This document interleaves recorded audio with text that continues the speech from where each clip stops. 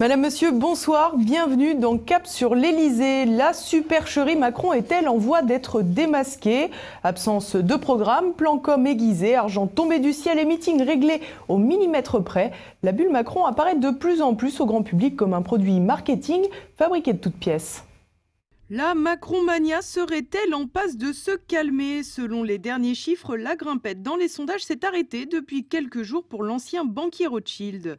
Toujours en deuxième position derrière Marine Le Pen, l'ancien ministre de l'économie poursuit sa route et sa connivence avec les médias. Les magazines continuent de lui offrir les couvertures selon une stratégie bien pensée. Plus il occupe le terrain médiatique, plus on le croit populaire. Plus on le croit populaire, plus il occupe le terrain médiatique. Une illustration de la théorie de la réflexivité véhiculée par George Soros et sa fondation Open Society. Cette méthode Coué est également présente dans les slogans du mouvement En Marche. C'est ainsi que sur le site web, on enfonce des portes ouvertes avec des phrases telles que « partir du réel pour apporter des réponses neuves ». Tout commence par la rénovation de l'engagement politique ou la meilleure, En Marche pour remettre la France en mouvement. Gare à vous si vous vous demandez pourquoi ou comment. Ces incantations passe-partout ont un mérite, elles peuvent remporter l'adhésion de n'importe qui. Pas de clivage, pas d'opinion, pas de solution. Ça rappelle un peu le pipotron. Allez, au hasard, essayons.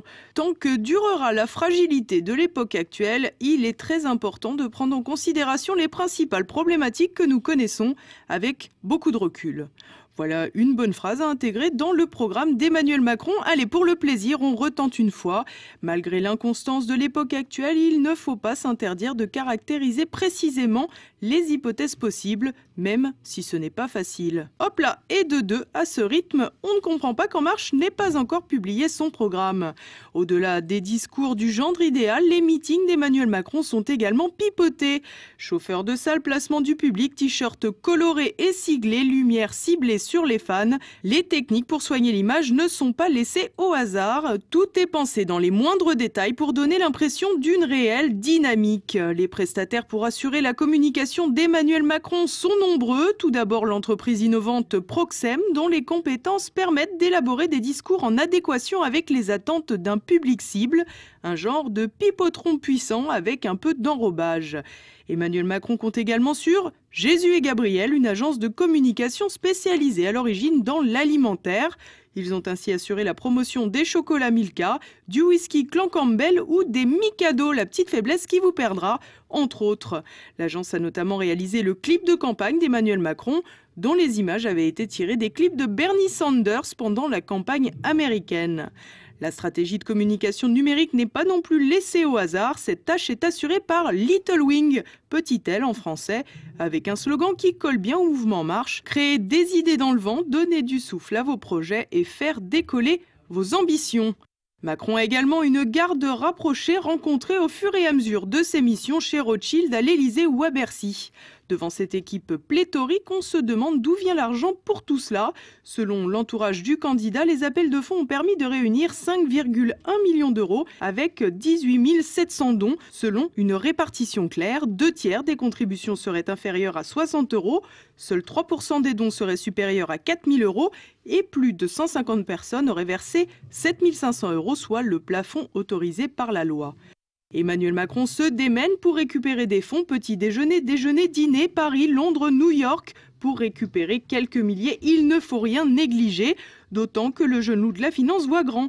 Entre ses 3 meetings à la Mutualité, la Porte de Versailles et à Lyon, il a déjà dépensé plus d'1 million d'euros. À cela s'ajoutent les frais de fonctionnement, notamment les 1000 mètres carrés de bureaux rue de l'Abbé Groute dans le 15e arrondissement de la capitale pour un loyer de 20 000 euros par mois et le salaire de la cinquantaine de collaborateurs. Problème, dans toute cette organisation, En Marche n'est pas un parti politique, mais une association de loi 1901. De ce fait, le mouvement ne peut bénéficier ni du financement classique de campagne, ni des subventions publiques allouées au parti. Alors que le budget de la campagne d'En Marche est fixé à 17,5 millions d'euros, il va manquer des deniers au compteur, d'autant que si l'on s'en tient à la déclaration de patrimoine d'Emmanuel Macron, l'ancien ministre de l'économie ne pourra pas faire comme Donald Trump et utiliser ses propres deniers. Selon le JDD, le candidat En Marche serait en pourparlers avec 4 banques différentes pour obtenir un prêt personnel de 8 millions d'euros. Même avec cela, on n'arrive pas au bon compte.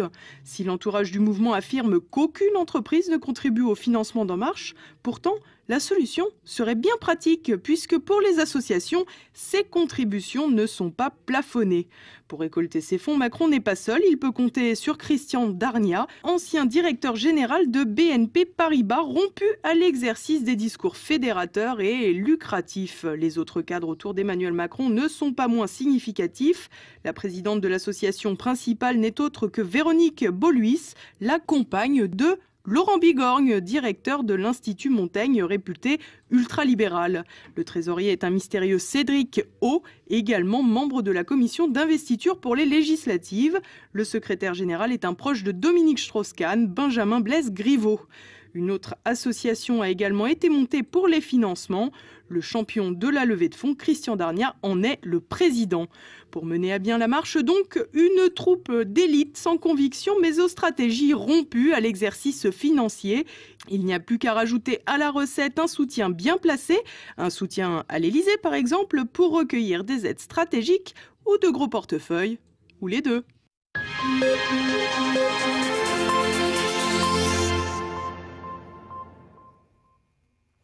Et à défaut de mettre son programme en marche, Emmanuel Macron multiplie les déplacements pour trouver des fonds et exister à l'international. C'est dans ce cadre qu'il est en Algérie depuis 2 jours pour retisser des liens et des partenariats avec la France. Invité sur une chaîne de télévision, il a donné sa vision de la colonisation française.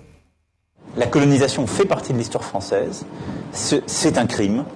C'est un crime contre l'humanité, c'est une vraie barbarie. Et ça fait partie de ce passé que nous devons regarder en face, en présentant aussi nos excuses à l'égard de celles et ceux vers lesquels nous avons commis ces gestes. De quoi regretter les formules du pipotron.